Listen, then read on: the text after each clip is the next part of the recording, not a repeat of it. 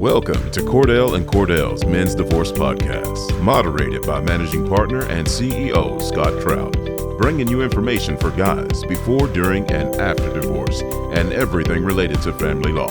This podcast is not to be taken as legal advice, and no attorney-client relationship is established.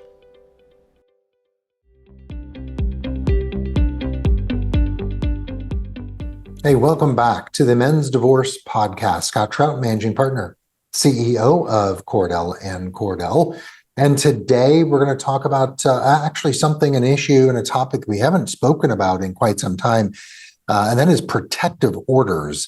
I know it hits home with a lot of our viewers and listeners, and especially with lawyers as well. I've got a protective order case that's coming up for hearing next Thursday or next Friday that I have to prepare for. And I'm joined by Marie over in Austin. Welcome to the podcast.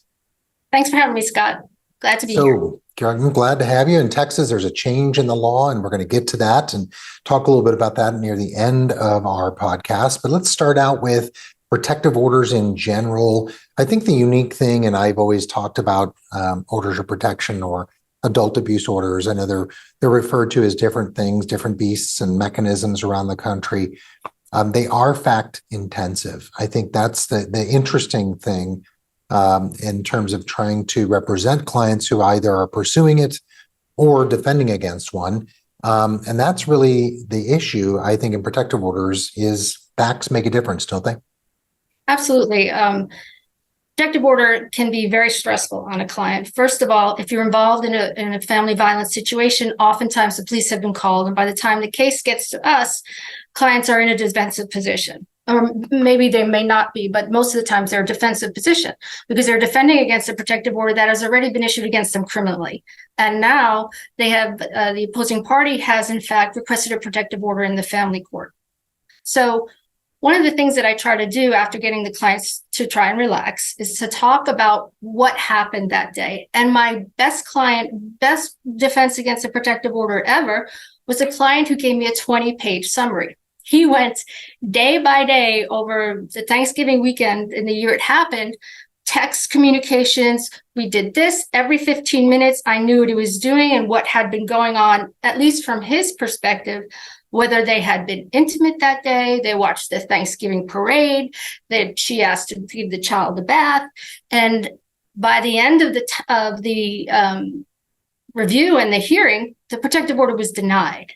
Because I had all those facts and I could cross-examine the person requesting the protective order, say, well, isn't this what really happened? And was it really possible that he hit you or punched you with his right fist when he was facing the bathtub? And I had pictures, and bathing the child. Yeah. So what people will say in the application, you really need to dig down and completely, if possible, debunk it. Yeah. I mean, the application, the petition to get the order is so important, especially if you're trying to get one. I always encourage a lawyer going with you, not to just assist you so that you are detailed and specific, like you mentioned, your client who has significant notes of, recollecting exactly they were made contemporaneous, maybe they weren't, but that's key to both pursuing and defending. And I think that going through those facts and do they meet the standard? I'm always one where stalking or harassment has to be more than one act in Missouri. And so oftentimes you'll say, well, he came over and he harassed me. And that's a singular, moment in time. And it's automatic. When the facts are there, it doesn't meet the burden of the statute when you have to have more than one occasion. I think that's the unique thing about family law and protective orders. Most of the time, you can't, facts, yes, but it takes some time to develop it. But I think that's so important. But then when you have those facts, like I've got one case, defenses matter. Like, were you acting? What was the reason for the act? What happened? Were you acting in self-defense? Were you preventing harm to others? That's got to matter. Absolutely. I agree 100%. Again, in this case, he was protecting a child who he was bathing in his mind. Now, we didn't assert any defenses at that time, but it could have been a reasonable proposition that we went, we're defending against a child and really turned it around to say the other party was the aggressor because there was no need for this type of escalation of bathing time. And really when you consider defense of yourself or defense of others, I really think I don't see it enough, to be honest with you, Scott. I don't think that we do that quite enough, because oftentimes fights are mutual. They're two-sided. Yeah. But when the police come, the gentleman's going to get hauled away. And, that happens all the time. And that automatically, they assume they're guilty, or they feel they're guilty, and they got these criminal charges in addition to family law case to defend against, that they just don't think about, well, maybe really, do I have the defenses that I could need, defense of self or defense of others? And back to the fact-intensive inquiry, was there alcohol involved? Now, alcohol is not a defense, right? But if the other party was necessarily drunk, that's against a good development of the facts and really tearing apart that affidavit that was submitted to try and make the protective order not be granted. Yeah, I mean, it's so important when you think about, you mentioned defending a child. I've had a client before where mom was trying to grab the child away from dad, and in the process, her hand got caught in the tussle as he was struggling to keep the child, and she broke her hand. And it's not an act that he did to break her hand. It somehow, as she was reaching in, he was twisting. And what happens? Police come, client's charged, goes to jail, order protection. In the heat of the moment, I guess police are always going to take the guy away. And the point is, and that seems to be the one, perhaps, injustice that hasn't made any progress over the years when it comes to, looking at gender. It's sad, but it is true.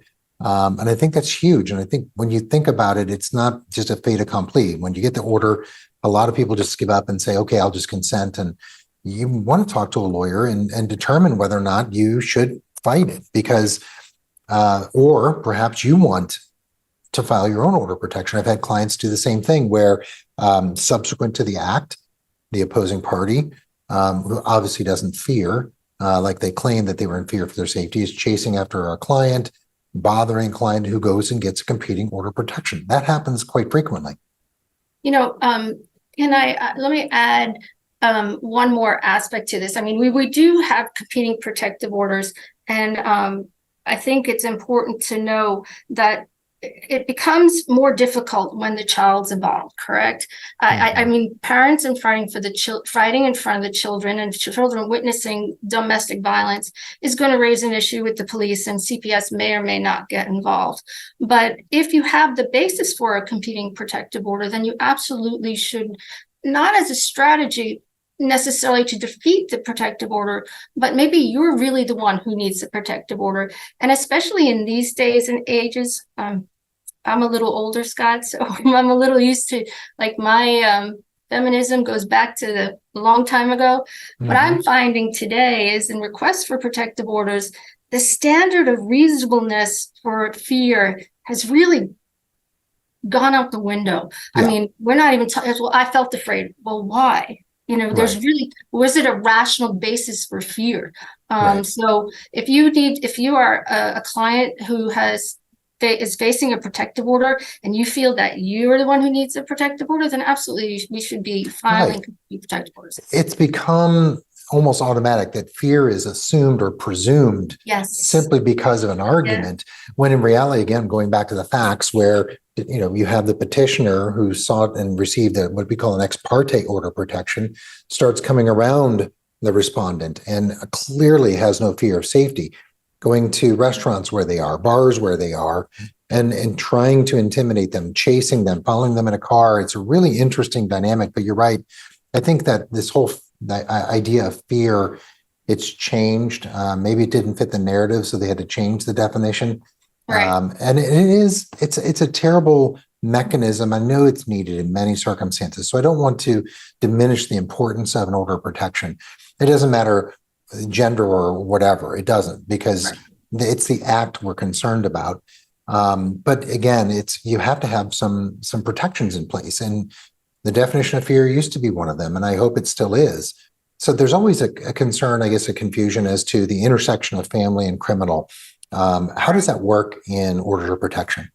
So most of the times, if you've been involved in a domestic violence situation and the police were called, one or the other party is going to get called away to by the police, and then they're going to get a magistrate order for a protective order under the criminal code, and you're going to be facing that, as well as, well, now you need to get, the other party feels like they need to get a protective order in family court. Now, family court protective order is a completely different order and cause number in Texas from the divorce or any other filing in a family matter case. And it's heard separately. And you can get a protective order ex parte, and it will only be good for 14 days until you're brought into court and asked, to present your case. Oftentimes I have clients who say, well, can you handle my criminal case? And I say, no, I can't handle your criminal case. I do family law. They're completely different.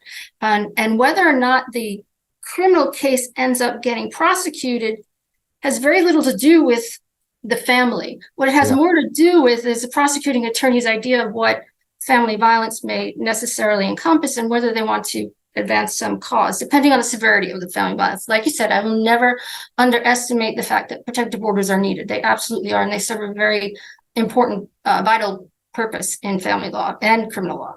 Having said that, in Texas, if you get a protective order and you get it dismissed, it's not going to automatically dismiss your criminal case either. Right. And oftentimes clients will say, well, I got it dismissed. Will this work in criminal court? I don't know. Ask your criminal attorney. It might be some evidence that there was no family violence, and that's important, but it may not dissuade somebody from trying to pursue it anyway for whatever other agenda they may have. And if you do get a finding in criminal court of family violence, a judge in a family court can decide to go ahead and use that against you in terms of your possession, access to the children. Yeah. I mean, there are different standards, and I get it. And I think it isn't an infrequent position where you have a client who's got both the criminal and the family court issues going on. And it's so important to retain. I mean, as you said, I don't handle it. I was a prosecutor early on. I could. I just don't. I think it's good to have separate counsel. They're on different tracks, different paths, different strategies, in terms of what you do here that likely have zero effect on the criminal proceeding. And then conversely, the criminal can be used in custody issues if they involve the children. I mean, generally in Missouri, when we have misconduct, does matter, and it can skew property and it can skew attorney's fees. So that does matter. And when it comes to criminal cases. But, as I mentioned early on at the beginning of the podcast, there's a change in the law in Texas. So tell everyone about the change in September. Sure. So prior to the legislature meeting and putting this new law into effect, it used to be in Texas that in order to get a protective order, you had to have a finding of family violence and a threat of future violence. And oftentimes the judge might find family violence, but there's really no threat of future violence because the parties aren't living together anymore or for whatever reason.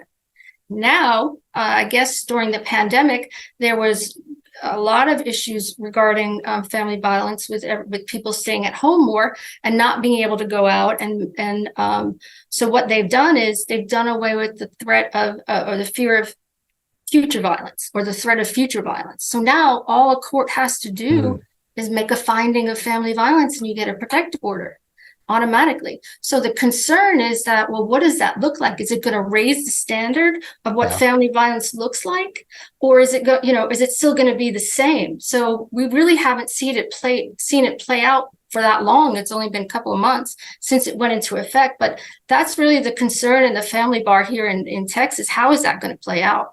Yeah, it seems just a problem. And I've always had concerns about it being automatic, that ex parte kind of tends to be, or the order protection statute tends to be the most overabused section of the family law, because you can go in and just lie. You could, and just say, he threatened me with a knife, never did. And you're getting an immediate order and someone's getting removed from the home. And it could be now post-COVID with how slow the system's working. We used to be able to get in 10 days to 2 weeks. Now it could be a month and a half, who knows?